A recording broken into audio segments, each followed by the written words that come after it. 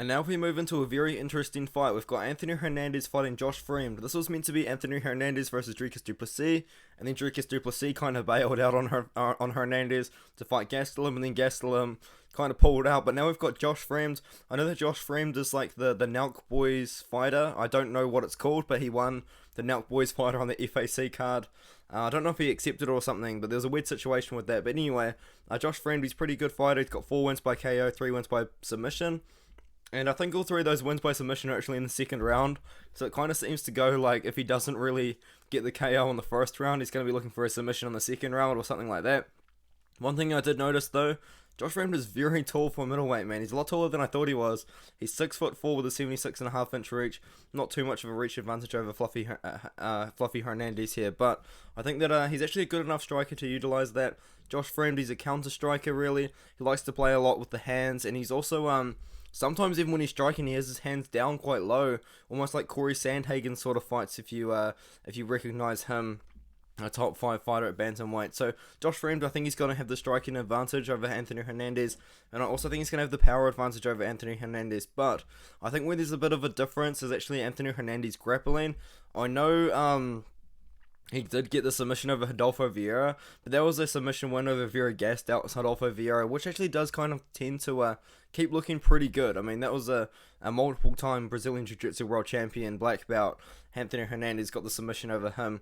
Great for him, one of the submissions of the year, to be honest. And then he also submitted Junyon Park, which I think is a great win to have on your record as well. But prior to that, he did lose to Marcus Perez by submission, and he did lose to Kevin Holland by TKO. So Josh Fremd definitely has an opportunity to get a win here. He's taking the fight on short notice though, so I'm not 100% sure on how his cardio is going to hold up here, but I'm pretty sure he's probably going to be ready. I mean, he won the Nelk Boys fighter thing, so I think ever since then he's got the UFC contract and he will be training. But this is a big opportunity on a big stage in the UFC 273 pay-per-view card. I think Anthony Hernandez is going to have the grappling advantage. Josh Fremd does have good grappling, but that's more so when he's on top. When he's on bottom, he does struggle a little bit more, in my opinion. His one loss in his last few fights was actually to Gregory Rodriguez as well. And we know Gregory Rodriguez is pretty good. I think he went on like a 2 or 3 fight win streak in the UFC before losing to Armin Petrosian. And once again, if we look at his record here, he does have decent power and he does finish a lot of his fights inside the first round by KO. So shout out to him, man. He's also got that very high level, that very big height advantage as well of 4 inches. So he's actually a very big guy for the middleweight division. But I'm picking Anthony Hernandez here. I'm picking Anthony Hernandez by a submission. I think that, or even a decision, as well. I think if he can dictate the grappling over Josh Fremd, I think that's kind of where he's going to get the fight won.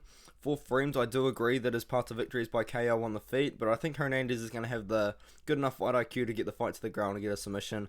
This is a much better fight for Fluffy Hernandez than Dricus du Plessis, so shout out to Hernandez. I'm trusting him to get a submission win in this fight here, or a decision win by controlling the grappling as well.